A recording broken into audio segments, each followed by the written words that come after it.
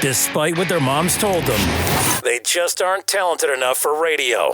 Unfortunately, anyone can have a show these days. Sean. Well, I'm pretty hard to figure out sometimes. In fact, I can't even figure myself out sometimes, so don't you try to. Joe. You're an idiot and really a disloyal person. This is the Cuse Militia. Those two unapologetically biased orange-blooded homers, Sean and Joe. It's the most bullshit thing I've seen in 30 years. Welcome, orange men and ladies. Happy Sunday. This is the Cuse Militia with Sean and Joe for the Believe Entertainment Network at Cuse Militias on the socials. Go there, join the Militia live on X Spaces for the fan feedback segment of every postgame show, which is this one. The Orange bounce back. As expected, led by the McCord Meeks combo. Ended up pulling this game out and winning pretty comfortably, but I think this score doesn't really tell the tale too well. And there's some things I think that need to clean up before you head all the way to Nevada in on a short week, playing late at night. So, was it looking a little sloppy because of who the opponent was? Was it looking a little sloppy because it's a little sloppy? I don't know. Just one of them things. I don't know. But I did see this before coming on. I thought this was cool. This was pretty cool from Noon's Magician. Says here, McCord became the first Syracuse QB to ever throw for 300-plus yards in 4 straight games. Yep. McNabb did it 3 times. Kyle surpasses Ryan Nassib and Eric Dungey, who both did it 3 times. Additionally, the 385-yard mark ties both Nassib and Dungey for 10th most passing yards in a single game. So, he's already at 1,459 yards for the season. 14 TDs and 5 interceptions. I think out of the 5, I think 3 were avoidable. Including the 2 yesterday. So, anyway. Yeah. You mentioned kind of like, well, it was before the half, and it's kind of one of those things. It's like, it doesn't really move the needle too much when it happens that late in the half or at the end of a game or something like that. But, I thought both of his yesterday were careless passes, and there's room to grow there. I think that's what the Ohio State fans, and whenever he was facing criticism, it was along the lines of not taking care of the football. So, I mean, even then, he didn't have a lot of interceptions. He still doesn't. His touchdown to interception ratio is pretty damn good, 14-5. Right. So again, it was one game last year for him, and it was against Michigan. So, but yeah, get used to seeing the passing stats and all those kind of things, because he's going to break Syracuse records this year. Oh yeah, he's going to be. She's going to break single season records this year for sure. Absolutely. I mean, you sit there and you look at it, 1,400 yards. Do the math. Times that by 3, and that's kind of what you're looking at. You're talking about close to 4,000 yards, right? So, and we haven't had too many 3,000-yard passers. So far so good, and like what you said, it's when you look at the 32 first downs to 8 to them, and just the total yards. I mean, 541 total yards to their 203, and we had more turnovers than them. So dominated the clock, at least in the first half. I mean, it got a little bit closer after the second half, but I mean, it was 34 minutes to 26 minutes. So overall, probably could have been a little bit worse as far as the gap of what we beat them by, right? Could have been a couple more touchdowns. You don't like seeing those interceptions because of what could have been. All 4 of his touchdowns went to a different receiver. They were all in the first half, and in the second half, McQuinn Allen got one in, and then we had a pick 6. So we only had 2 touchdowns, 1 each in the quarters of the second half. So definitely could have been a lot worse on the Holy Cross end, but it got to a point to where we got to see our second string backup quarterback and second stringers for the first time this year. So, yeah, I mean, expected we'd have seen him before this point, but yeah. anyway, Really? I mean, yeah. I mean, I would have expected to see him against Ohio. I mean, I really would have, but that didn't happen. That's why I stopped predicting that whole thing. But it was good to see. It was good to see Michael Johnson out there, and he looks like he's got some promise. I mean, I don't know how they plan on playing this whole quarterback thing with the transfer portal and only having McCord for this year, but it'd be interesting, I think, going forward, just in general, as far as the quarterback situation goes. But this year, fingers crossed, we don't even have to worry about it. Yeah, and that's really what we should all hope for, right? So. yeah, I'd say. You let Holy Cross get 5 sacks. I don't know how many times. I think there's a Johnson sack in there somewhere, but I think McCord was sacked like 4 times or something. I was a little concerned about that.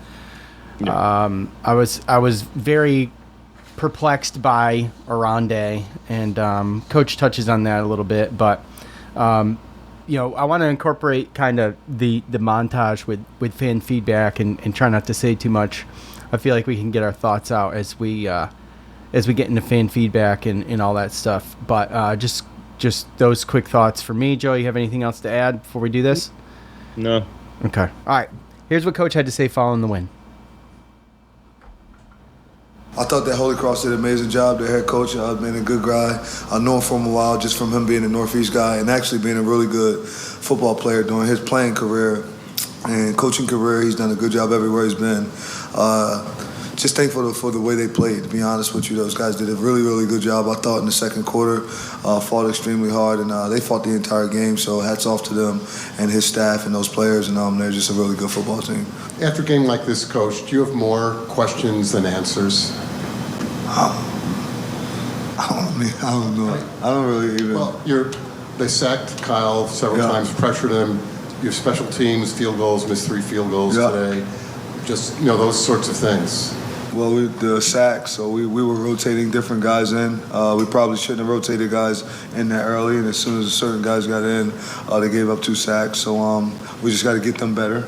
And the reason you want to put them in, so most of the time people try to wait towards the end of the game in different times, and then those players' mindset isn't in it. So we try to put guys in early so they know that they're in meaningful time and got in, and that's something that happened. And just to miss field goals, we have to make those kicks. And I wanted to go for it. Certain guys were saying, Coach, we can get it, let's go for it. But I wanted to put the pressure on a field goal kicker and give them an opportunity to kick those field goals, and made them in practice, didn't make them a day. We just have to keep practicing. Coach, 4 games into the season, are you pleased with the growth that your team has made, and what steps do you continuously want to see worked on right now? In certain areas, yes, I am. I'm pleased with what we're doing. I am pleased with where we are. I'm pleased with, not completely pleased with the record, but it is what it is. But then also, we want to keep growing on special teams. We want to continue to get better rushing the passer. You want to continue to get better protecting our quarterback and being able to run the football. So I want to get better at everything every week. You want to continue to get better. I don't think we're nowhere near where we can be, and we just got to keep growing. Just continue to get better, continue to grow. Coach, what have you seen from Jackson Meeks as he stepped into that more of a higher role as wide receiver 1? He's just playing good football. I think Kyle throws the ball to everybody, and he's catching the passes that he's throwing them. Because you could easily have said that same thing about Mari Hatcher today. There's a couple passes that didn't count, and then some coming back because of different flags. So, I think Kyle throws the ball to everybody. OG just wasn't on today as it usually is. So, I don't think we really have a wide receiver 1. We just have a good group of guys that can all play football. Fran, you mentioned OG there a moment ago. Just what are the issues preventing him from being more productive right now? It's a lot of it's more people on the football team, so you don't have to just continue to go to the same guy. Just wasn't his day. but his day will be coming, so I can't really tell you there's anything preventing him from getting the football or anything preventing him from having production. It's just the way the game goes, especially when you get a win. Really, that's the most important thing, being able to get a win. But he's doing a really good job in the blocking game. If you watch, we ran a lot to his side, so he's been able to show that he can do that. I mean, he's an NFL player, and he's just continuously getting better in other areas, not just in catching passes all the time, which everyone wants to see him do. And it'll come when the time comes for it. So the more that we open up with everyone else being able to catch, Meeks, Amari, Gil, just all those different guys, that helps a lot with him. And Trevor, it helps so that way he doesn't have to get double. He's not fighting another injury, right? He's healthy. No, he played the whole time. Unless you know something I don't know. Just ask. No, he's good. You mentioned rushing the passer as something that you guys need to get better at. I guess, what's your diagnosis of what the problem is there? I ain't say that was a problem. I just want to get better at it. It doesn't always have to be a problem when something isn't there, because we did end up with 4 sacks. So I'm not saying there's a problem. You just want to get better. I want to be a better football coach. I want us to throw the ball even better. We want to complete more passes. We want to be better at pass blocking. We want to be better at run blocking. When you're playing, you don't stay the same, because if we stay the same, as he asked me the question, then we're actually getting worse because everyone else is getting better. So you just want to get better at all those things, so that way we have an opportunity, to being a good football team and being able to compete like we're about to go on the road. So I think that if we continue to get better pass rushing, that'll help us on the road. Momentum. We're just looking for every little bit of momentum we can get. Coach, you mentioned some of the penalties that wiped out big plays. What do you guys have to do to clean that up? We're gonna handle that in practice. Yeah, we gotta do that. We gotta handle that in practice. And guys gotta bend. Some of them are holding because you're being lazy, not bending and moving your feet. You're just lunging and grabbing. And then there's others which I don't even know if I can say, I don't agree with certain things, but it's just some of them are part of football, and then some are lazy. Appreciate you guys. Be safe. Okay, so I'm going to head over to Twitter, Joe.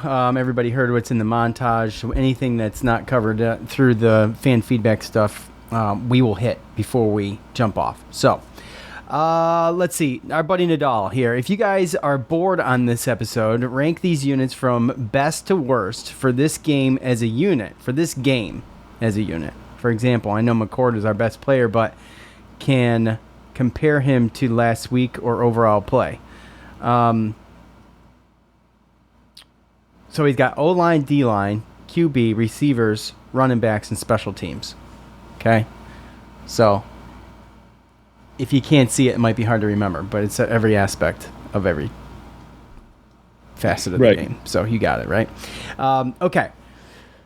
I mean, you gotta put QB and receivers at the top. I don't. You can make an argument for one of those above the other, but I'd have to put McCord up there just because he's. We talked in the open. I mean, he's going to be breaking records. He is breaking records, and he's driving the ship. So,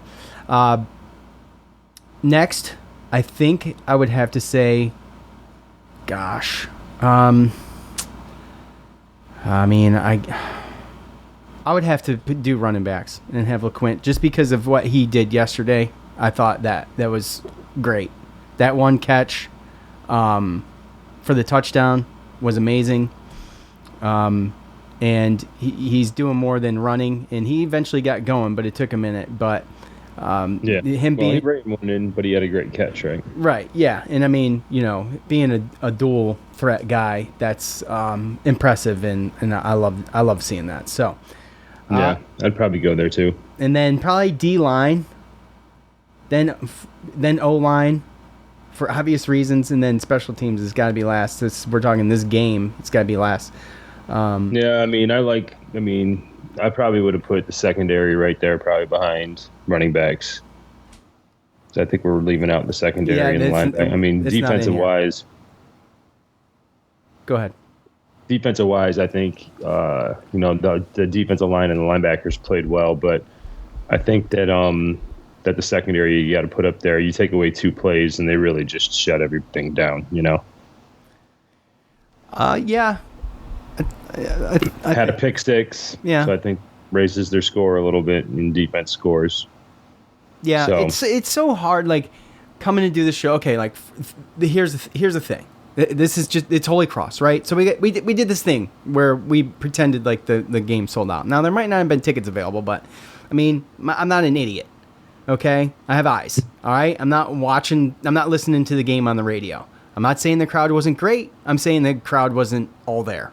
So there's a lot of tickets left on the table. A lot of people did not show up. A lot of people left early, and you know, it's Holy Cross, right? You can tell it during the game with the fans. You can tell it fan feedback, just disinterested, right? Just all of that. It is time to we are in week 4. I want the season to start. Joe and I vented a little bit about this to Joe yesterday. I'm ready for the season to start. I don't like waiting around 4 weeks for the season to start. I gotta have some action, man. You gotta keep I understand we want to be able to see what we got. We want to be able to improve. We want to be able to this. We want to be able to that. First of all, from week 1 to week 4, the things that weren't great still are there. I don't know if I've seen a ton of evolution with this team so far, and it's going to be shit or get off the pot time here. Here soon, yeah. Yeah. So, if you were able to get your eyes on UNLV yesterday, they dominated Fresno State. Look, and I don't know, they're playing teams that aren't great, okay, and but they're 4-0. Matthew Sluka leaves. There's a ton of controversy and drama surrounding the program, and they go out and they win. Okay? Yeah. That says a lot. I don't know where the hell they played, though. Where the hell were they playing? UNLV. Oh, it was. Okay, because they're playing Syracuse at Vegas in Raiders Stadium. Yeah, same. That's the same place? It did not look like it. No, maybe they weren't playing there. I don't think they were. Anyway, my point is that it's tough evaluating this game. That's a long way around to my point. Allegiant Stadium. Okay, I guess they were there. It's tough evaluating this game because of who we played. It's an FCS school. I think everybody expected a little more. We still look a little rusty in spots. You expect pure dominance. It was 14-21 at one point, 14 unanswered points by Holy Cross, and you're sitting there wondering what the hell is going on. You're missing field goals. It's just, I mean, maybe you're trying some things. Maybe you're taking some things for granted, right? He was definitely. Huh? He was definitely trying things, and he spoke of that. Yeah, right. And the sacks, he mentioned the sacks when he got into talking about the sacks, he was putting people in different places. And instead of going for it, they was kicking the field goal. He was putting pressure on these guys to see what they would do. And that's the game to do it, by all means. Right? It just to the eye, when you don't go in and you don't listen to his presser, to the eye, it looks sloppy and whatnot. And I think that this is what we saw yesterday isn't necessarily the team that we're going to see going forward. Yeah. He's very good at he's really good at answering questions in a way to where he actually clears things up, which is nice. So anyway. And he makes sure that he understands the context, and everything else. So, that's the one thing I like about him. But also, that's the issue with some of these games. Even when you look back at the Stanford game, I think we were missing some guys that really help when it comes down to a game. I think Tank Wilson, especially considering our defensive line situation, I feel like Tank Wilson, we kind of need. I think as good as LaQuinn Allen is, I think that, having a Nixon there for backup to catch some balls in the back, out of the backfield and spell him, I think that helps. We've seen situations where they're both in the game at the same time and they can use each other as decoys. So, we missed him in the Stanford game. And then obviously Zede Haynes has been gone for 2 days or 2 games. You're still trying to figure all that stuff out. And what we spoke about, what we speak about all the time is evolving and getting better. Could we have lined up and just done what we know, put everybody in the right spots, keep the same? We saw how many, people he changed in the depth chart. So we know that he's still trying to figure out the right combinations and who to play and, those kind of things. And it was pretty obvious that that's what they were doing against Holy Cross. Could they have lined up and played it serious and just done everything that they know that they're good at and maybe won by more? Then yeah. But then again, how he spoke, you're not getting better. Everybody else is getting better, right? So you got to do those things from time to time. It can just be nervous in a game like that, especially when, they scored, like you said, 2 straight touchdowns and it's 21-14 and you're like, all right, not today. After right? I don't want to deal with this today. Right. After three and outs. I mean, obviously we have it in us. They have it in them to be able to do it, but trying some different things and playing around and, all of that, get that stuff out of your system like now. Right, so you're not going to be doing it during UConn. You better already have it figured out by then, right?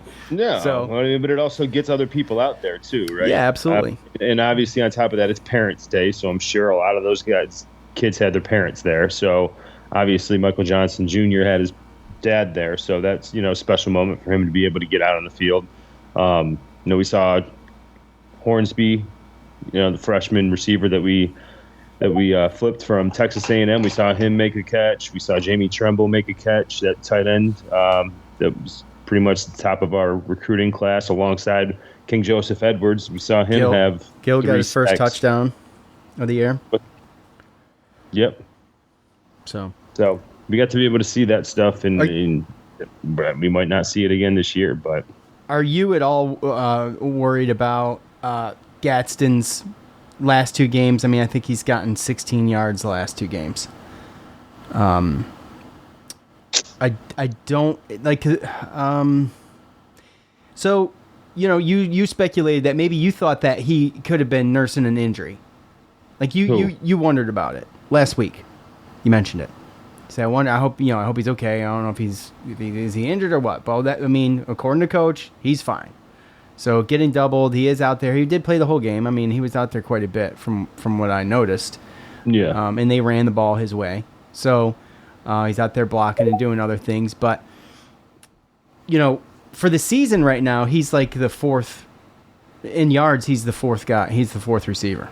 So, I mean, I expected more, but like Coach said, and like we say 100 times, if it's just going to, at some point, these defenses are going to have to get on a Jackson Meeks. They're going to have to get on Amari Hatcher and Trevor Pena. So, that's going to open up stuff. There's just so many weapons that they're just focused on this one guy because he's, the man out there. And uncharacteristically missing catches was the main thing for me. Like, he got balls thrown his way, he just didn't catch them. And they weren't all perfect, but he usually makes those, in my opinion. I mean, he's grabbing those 9 times out of 10. Some of the ones that I saw him miss yesterday. Yeah, well, he had that one, the one that went through his hands there in the end zone. He's going through a frustrating time, but I feel like his body language is still good. Kyle McCord mentioned it during the players' interview that he's not the type of guy that's going to get upset if he doesn't get passes thrown to him, as long as they're winning. And he even admitted, Kyle McCord, that he missed him and he was open a couple times and he had missed him. So it's good to have all those options. You know what I mean? Like, it's not good to just have 1 or 2 options and just force it. Like, of course, you want certain guys to get statistics, right? But it's so much better when you can throw it to 4 or 5 other guys and still get the same result. And if other teams want to continue to double team him and allow other guys to be open and make easier catches and make it easier for Kyle McCord, then so be it. That's the way I look at it. Yeah, I mean, that's the way I look at it too. But I get the drop balls. Yeah, you got to catch them. But he's just going through it. I have full confidence that that's not going to linger for the year. At least I hope it's not. It'd become a story at that point.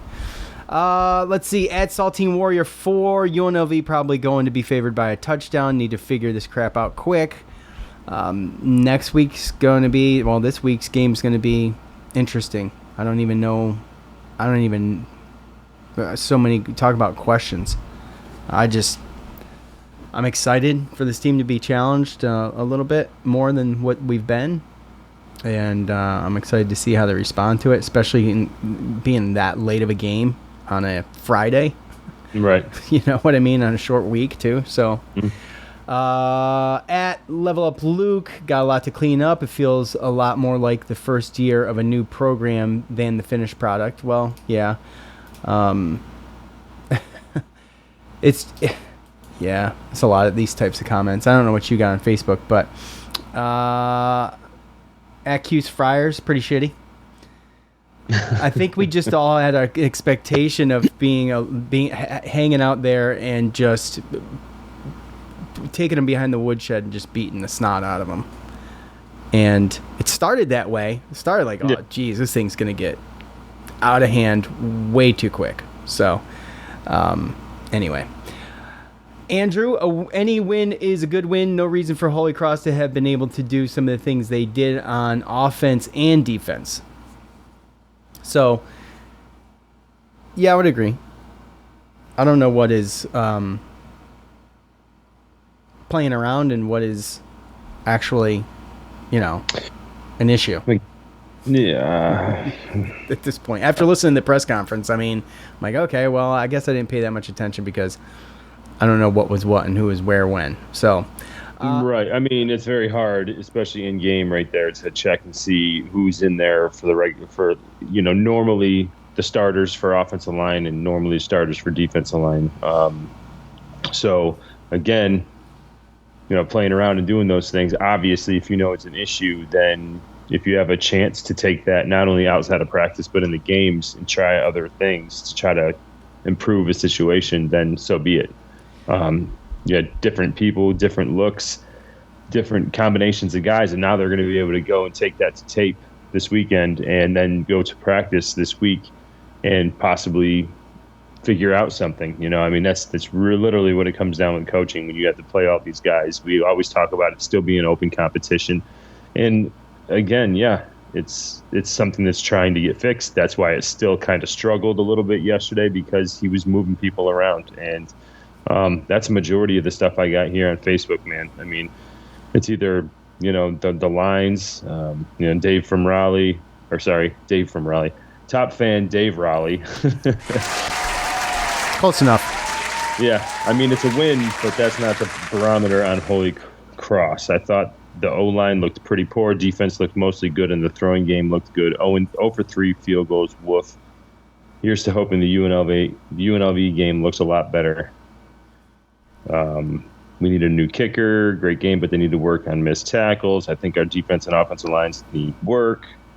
Still 4 games in, need improvement in many areas. O-line, special teams. I mean, it's...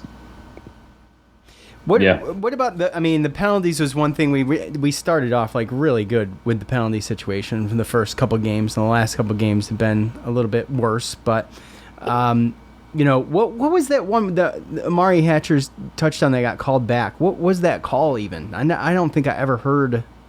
I definitely didn't hear. Were you just as confused as me then? You're like, well, what the hell happened? Why'd they call it back? 'Cause they didn't even tell you. I mean, I feel like we're at least, we should at least get an explanation. You're taking a touchdown off the board. Come on. Yeah, I mean, I thought that officiating crew was pretty bad with certain stuff. The communicating, late flags. That one. That was the really late flag. Wasn't it? Yeah. It was. I mean, I'll tell you what, either they were really late on the stuff or they were throwing it out of screen, and whoever was supposed to put the yellow flag on the screen so people at home know that there's a flag was really late. Because it was one or the other. Because you go through the whole game and then you go through the whole play, you don't see anything on the screen. If you don't see the flag, all of a sudden you got the refs sitting there huddled up talking. And as a fan at home on a TV, it's like, what's going on? Because I didn't see anything. At J.E. Fredenberg 44, I feel like our scheme on offense and defense leave a lot to be desired. The zone blocking is not ideal for running the ball. Our tackles are slow. defense does not utilize the blitz at all, and we get no pressure with linemen except King Joseph. King Joseph Edwards leads the team in sacks after that one game, by the way. So leading the team in sacks, and I mean, I'm not sure how many snaps he played, but he was getting in the backfield pretty easy. I'm not sure why we didn't pressure the quarterback earlier in the game. They looked like they were going to sometimes and then dropped out of it. And I mean, I don't know. I don't know. Maybe they're just seeing what they could do in coverage. I have no idea. I think it's a little bit of that. You know, you want to line up and you want to win the one-on-one matchups. Give your guys the reps versus trying to scheme them and just blitz and just destroy make the it super quarterback. it very interesting. You know, they want to see with the D lines to go up against their trenches and not have, just have the one-on-one matchups. Get more. I mean, like again, a lot of the things that you can tell, a lot of things that Fran does is detail-oriented and very much for a reason. And he doesn't care about what the fan wants. He cares about what the team needs. And again, he spoke about if you're not trying to get better, then you're getting worse because everyone else is trying to evolve and get better. You're always trying to look, how can I get better? Where can we improve? And I think that there's a lot of things that he did deliberately with the depth chart this week to try to motivate some players, and with the way that they called that game against Holy Cross, kind of vanilla, right? Kind of nothing crazy. We haven't seen anything different, on offensively and defensively. It was vanilla, and I think it was to be able to give those players opportunities to prove that they can get more reps, or that they could be out there more, or it's to give them more stuff that they can look for on tape when they can go back and look at the players' reps and see what's going on, so that they could individually help those players to get better. There's a reason why he did what he did yesterday. And top fan Dom, I don't know, did he leave one on Twitter? Dom? I don't see one on Twitter. There's only 19 comments on Twitter, which is a little disappointing, but 12 on Facebook. He said the lines played like garbage. Coach said he was trying to rotate guys early, and that is what caused some of the O-line issues, and then only rushing 3 in the first half, getting 5 sacks, but all in the fourth quarter. I just don't get it. I don't care if they were being vanilla. Our dudes should have pounded their dudes. This is going to be a huge problem if it doesn't get fixed. Bright spot here, King Joseph Edwards with 3 sacks in the fourth quarter. He's now leading the team for the season with 3. And he didn't even say Facebook sucks either. Yeah, that's not like him. No, it's not like him at all. At Tyler Morona, okay. Cuse has left about 70 points on the table in the past 2 weeks. I mean, fair. It's fair. The whole way I was going to approach all of this today changed after I listened to the press conference this morning. You know what I mean? It's like, yeah. I was a little irritated. I'm like, well, they better fix it. Well, it's not that they weren't fixing stuff. It's that they were just experimenting.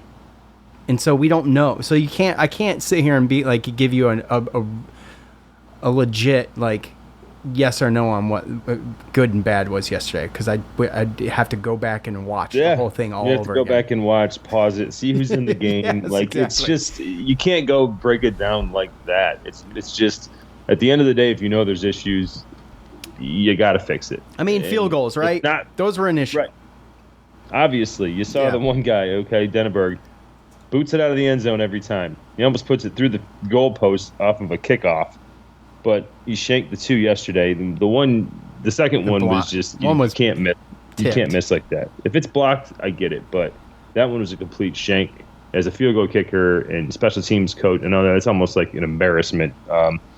And they said, okay, we're going to put this other guy in and give him a chance, right? I mean, they were giving guys chances because they had the opportunities to, and you don't get too many games in a season where you can just put in your second stringers or give people opportunities, or even there's players that played yesterday that are going to redshirt and not even see 5 games this year. But at least you give them a chance and you get them to go out there, because guess what? The opportunity is what King Joseph did. Maybe that pushes him a little bit higher in the depth chart, and maybe he gets some reps on third down. It's just Well, he definitely utilized the snaps that he was out there for. No, well, look, when we saw him and we saw the way that he was built and everything, obviously you can see the athleticism and he's got the body for it, but he needs to put on weight, and we knew that. So he can't be a first or second every down, defensive end, Right, yeah. because they're just gonna manhandle him on the line and to just run right at him. But if it's an obvious passing down on a third down, why not? Give him a chance. Let him go out there and try to get to the quarterback. At D-Bone75, I believe the offense is holding back in these early games. I would like to see the defense be more aggressive and put more pressure on the opposing QB. The offense just needs to open it up already. And this kind of somewhat, like, I agree with that totally, because that goes back to me. I just want to see football, man. Like, I'm done with the season's a third of the way over. Let's watch some football. You know what I'm saying? It's like, golly, I really think that, and I know I'm not trying to beat a dead horse with you, Joe, because we talked about it yesterday, but I want to see 2 less non-conference games and add conference games into that instead. I have 2 non-conference games and then 8 conference games and play football. I don't even care where you put the non-conference games. And me, I'm completely different than you. Like I said, I come from the world of non-conference games. Are the games you're supposed to figure your stuff out and get a little bit more practice, whether you win or lose. It's to get yourself ready for your conference schedule. So to me, so play 2 of them first. Just like basketball, you play. Well, even now they sneak in one conference one before it's over. But yeah, I mean, if basketball, you play all your non-conference first and get you ready for your conference. And to me, playing non-conference games, like playing Holy Cross after we've already had 2 conference games, right? Playing UConn second to last, what is that going to do for us? The UConn game at the end of the season? At the end of the season, right before a game against Miami. I mean, nothing. It does maybe rest up. Right.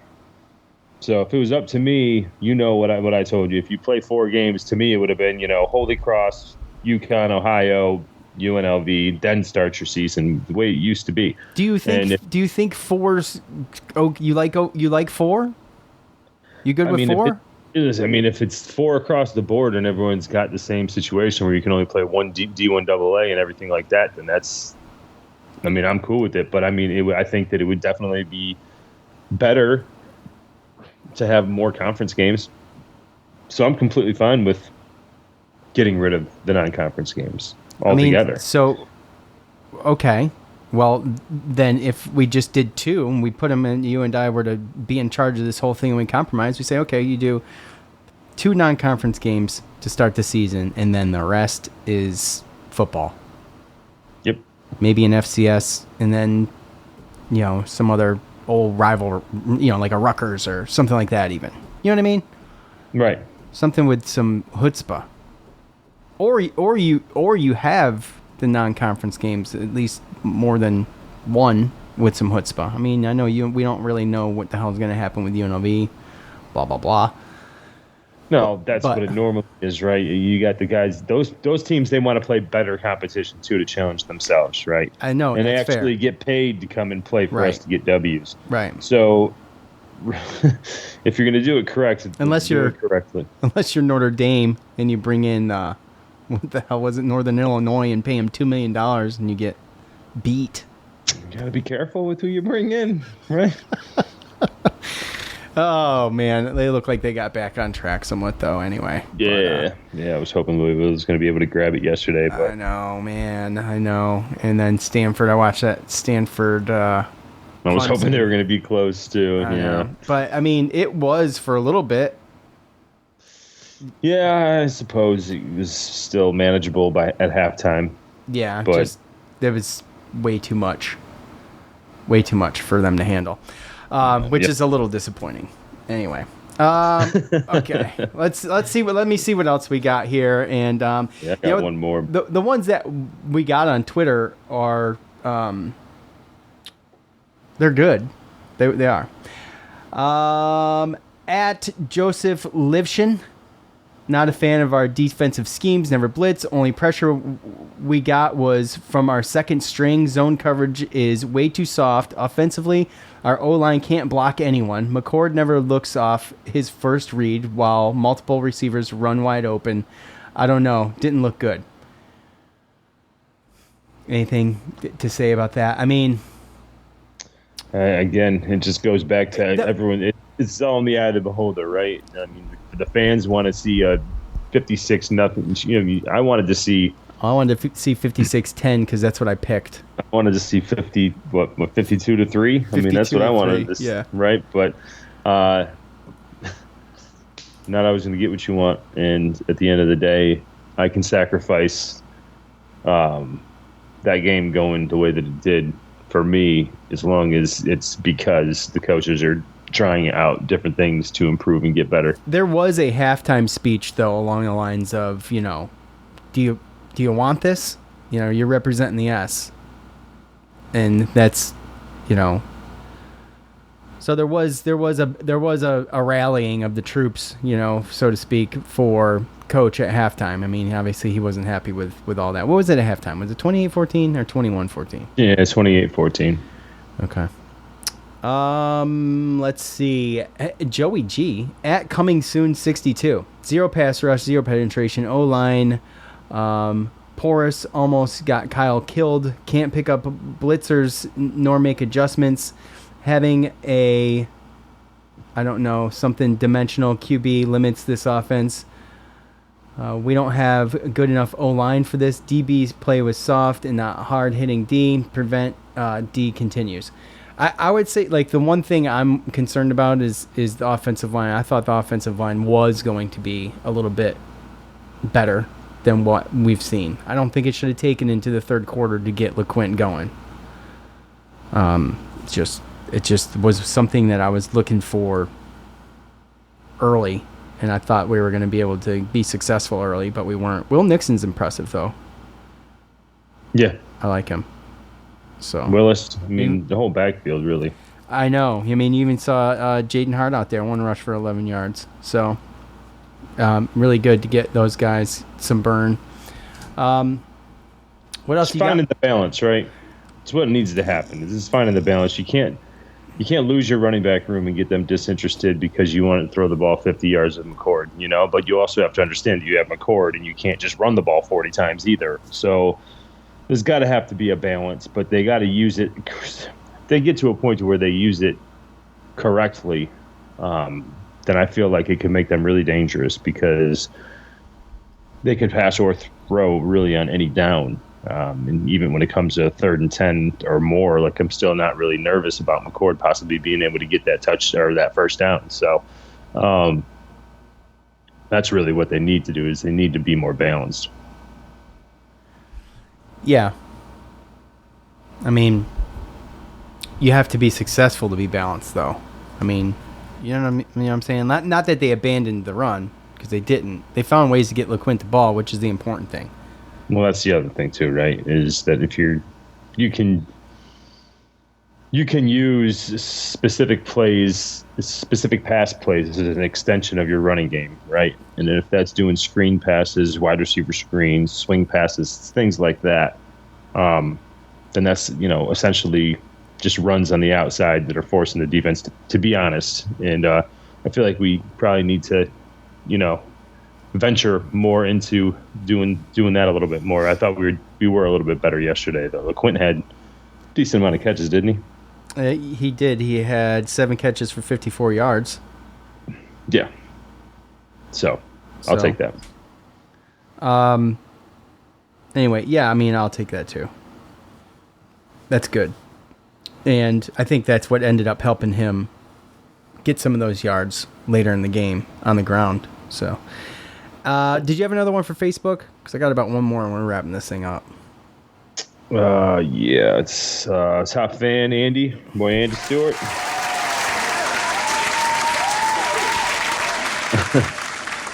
Well, guys, was it perfect? Absolutely not. But at the end of the day, we're 3-1. After 4 games, we should expect to win some and lose some. This team is Kyle McCord. Defense is average or below average. Team will only continue to get better. ACC is wide open, but it all starts with a winning season. We all overhyped this year based on recruiting and Kyle. 8 wins this year and good bowl games should be a realistic goal. It takes time to build. Could we do more? Maybe. Could we do more? Maybe. Think about all the recruiting news Sean could talk about in the offseason with an 8-win season under Fran. Oh, God, no. God, no. I'm going to bring in a replacement host for all of this transfer portal garbage. Think about all the recruiting news Sean could talk about in the offseason with the 8-win season under Fran. But he's got like this smiley face and like he knows what he said. So that's funny. David, in the spaces, when there's like 30 schools in a conference now, it should be more like it should be 100% conference games. That's fair too. I mean, yeah. I mean, when I think eventually we get there. Well, 2 points. Some of these, like take Old Dominion, right? When did they join D1? Like 3-4 years ago? I don't know. I think it was more than that. Was it that long ago?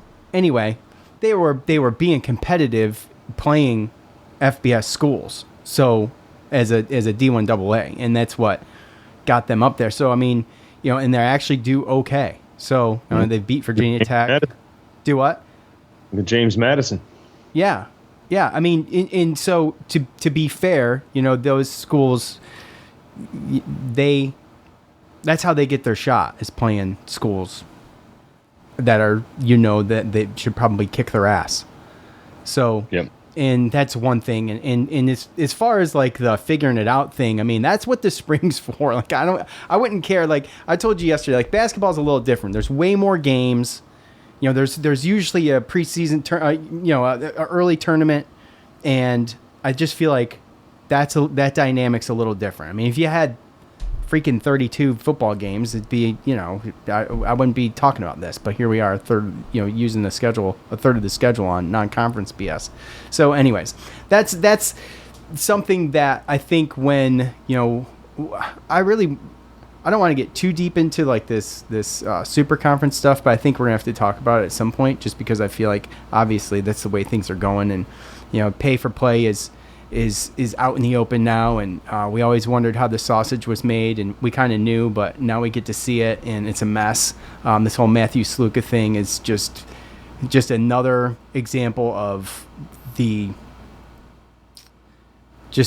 stupidity of some of these days, and not I don't know all the details, because I don't think all the details are out there and been reported, but it's a mess.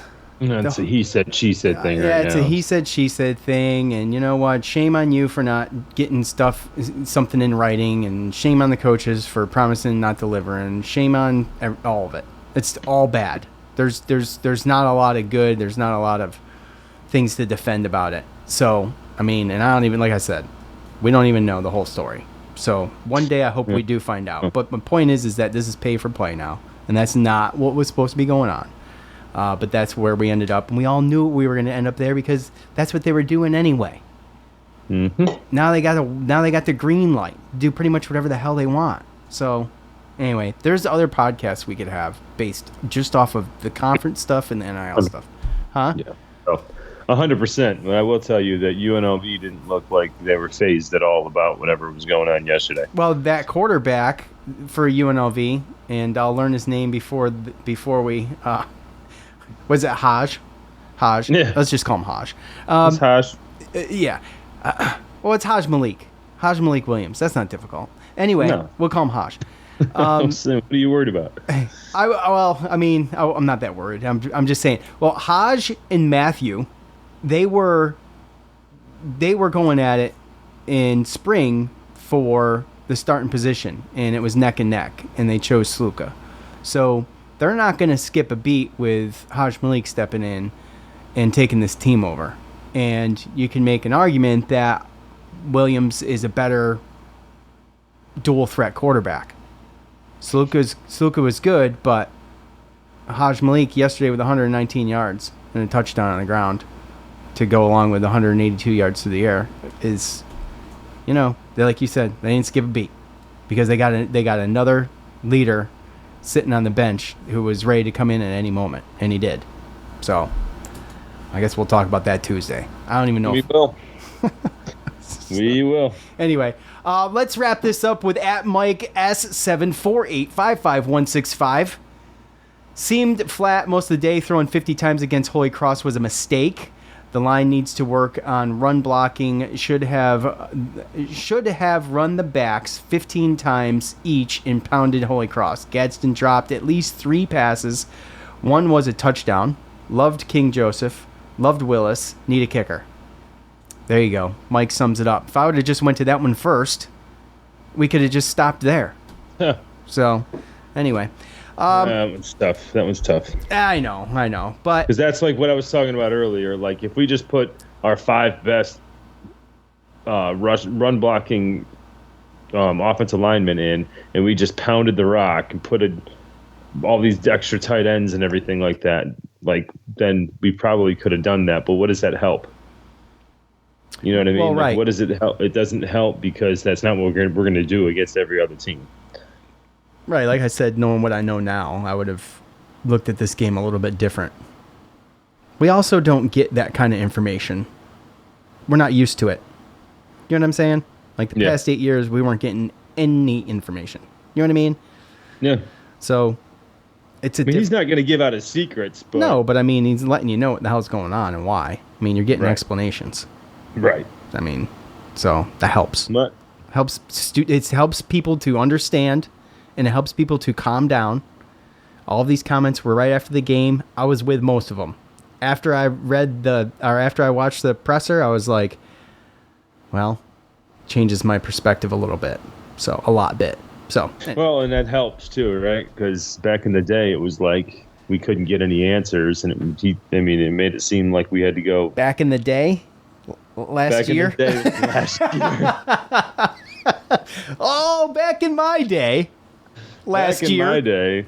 I remember when I was a year younger than I am right now. Yeah. No, just you're always wondering. You never got anything, and it's like, there's a couple times I had myself, going and reading a cake mix box to think that there was going to be some type of answer there. And like, there was. How long does this need to freaking bake for crying out loud? What the hell? What are the directions on this thing? You know what I mean? Did Coach ever read the directions? Like, I was searching for straws anywhere, right? I felt like any little, it's all cryptic. Oh, cake. All right, let's go read the box. Maybe it'll tell me something. It didn't. No. It told me it should have already been made by that point. It was what I learned. Long done. All right. Kudos to Babers, by the way. Offensive coordinator over Arizona. They just beat 10th ranked Utah yesterday. So. Oh, well, that's awesome. So. That, however, is going to do it for us for today. We'll be back Tuesday. We appreciate all of you for coming in. Appreciate all of you in the spaces. Really, really, really do. Get in the spaces. Get the notifications. Get in there. We appreciate all of you guys. Again, for Joe, I'm Sean. We're out. Peace.